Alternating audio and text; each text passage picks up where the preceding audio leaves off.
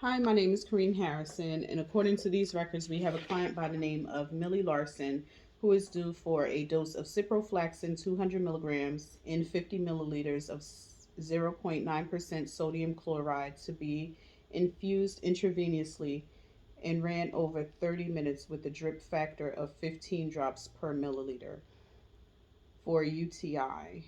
I also see here that she has noted no known allergies. So again, we have ciprofloxacin 200 milligrams in 50 milliliters of 0.9% sodium chloride to be infused intravenously over a period of 30 minutes with a drip factor of 15 drops per milliliter now for UTI. So first we need to look at the Y compatibility of this solution with the solution that she already has hanging. Um, and it is compatible as the solution that we need to hang is ciprofloxacin 200 milligrams in 50 milliliters of 0.9% of sodium chloride.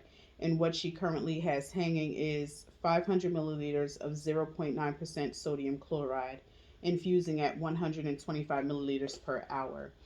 So again, she has no known drug allergies, so we're going to go ahead next and figure out the drip factor, or the drip rate rather, that will give us the amount of drops that we need to look for per minute in order to have that bag of 50 milliliters of the ciprofloxacin to infuse over the period of a half an hour. So we're going to take 50 milliliters, place that in a fraction over 30 minutes, multiply that by another fraction with 15 drops on top and 1 milliliter to the bottom.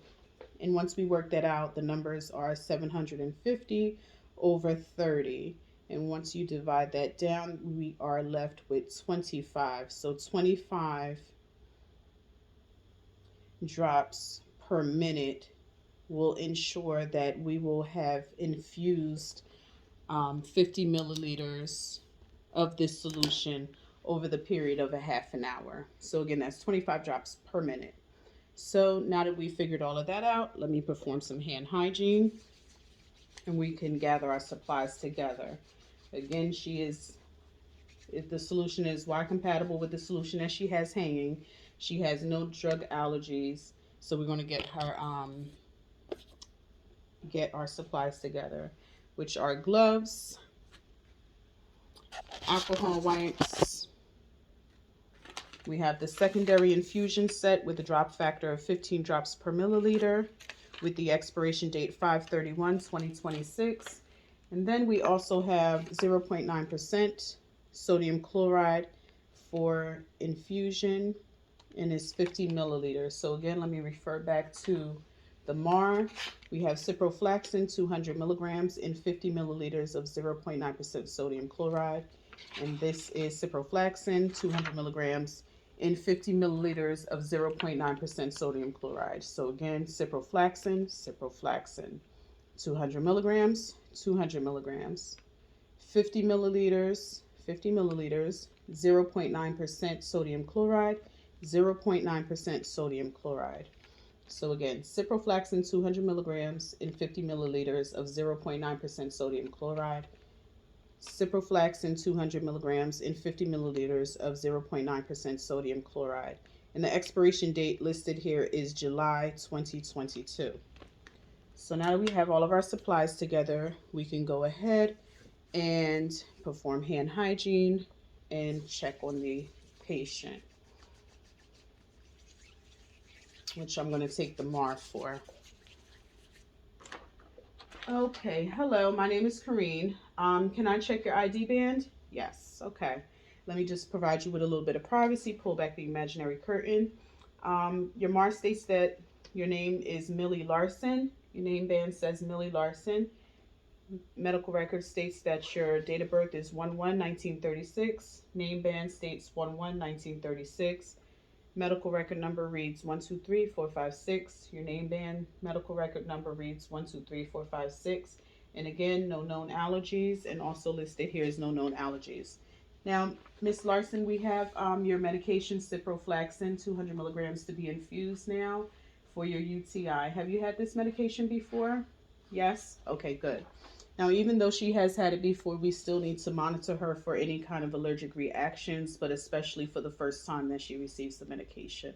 But that's not to say that she won't have any kind of reaction after the initial time. So let me go ahead and start to prime the tubing now.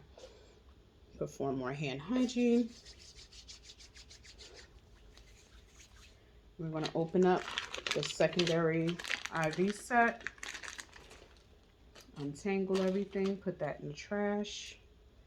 I'm going to make sure the tubing is in the closed position with the covers on both ends. Then we take out the IV solution, and we notice here again the expiration date is July 2022, so that's good for use, as well as the color of the solution is clear. There's no crystallizations or sediment in the tubing, is in the bag itself rather, so that is good for use. So we're going to take the top off of that and the top off of the spike. We're going to go ahead and spike the bag without touching either end. And again, the clamps are closed. Then we're going to use this little hook to hang it. However, we are going to hang it lower than, or higher rather, than the primary tubing. So now that we have this hanging, I'm going to go ahead and squeeze to make sure that the solution is in a drip chamber halfway. And then I'm going to slowly open up this tubing using the roller clamp on the secondary tubing to prime it. Making sure that I do it slowly and that we control any kind of bubbles going on in the tubing, or making sure that there are no bubbles in the tubing rather. Okay, now that we have all of that out,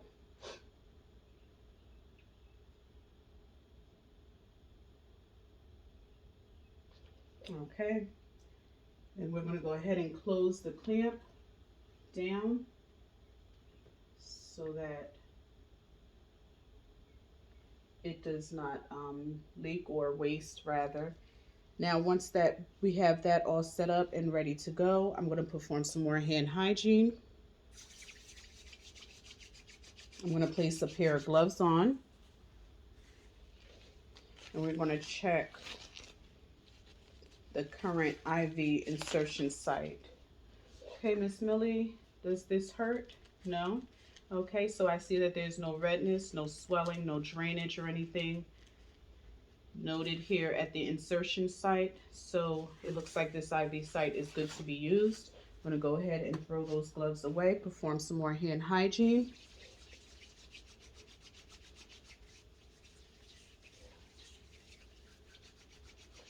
Now we're going to label the tubing with today's date, time, and my initials, and that's for the secondary tubing.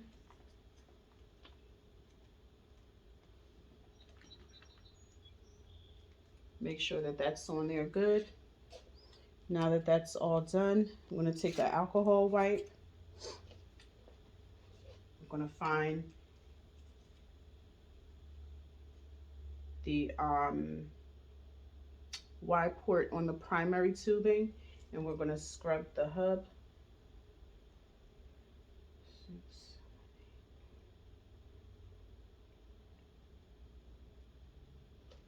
And we're also going to make sure that these clamps are closed. I'm going to go ahead and take the top off of the secondary tubing and insert it into the connection on the primary tubing. Now I'm going to open up the secondary, and using the primary, I'm going to go ahead and count off the rate at which I need for the secondary tubing to be infused, which again is 25 drops per minute. We are going to start now. 1, 2, 3, 4, 5, 6, 7, 8, 9, 10, 11, 12, 13, 14, 15, 16, 17, 18, 19, 20, 21, 22, 23, 24, and 25. Okay, now everything is labeled.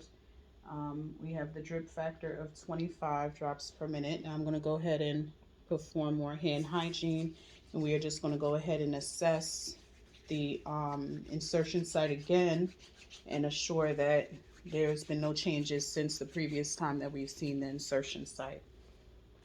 So let me put the gloves on.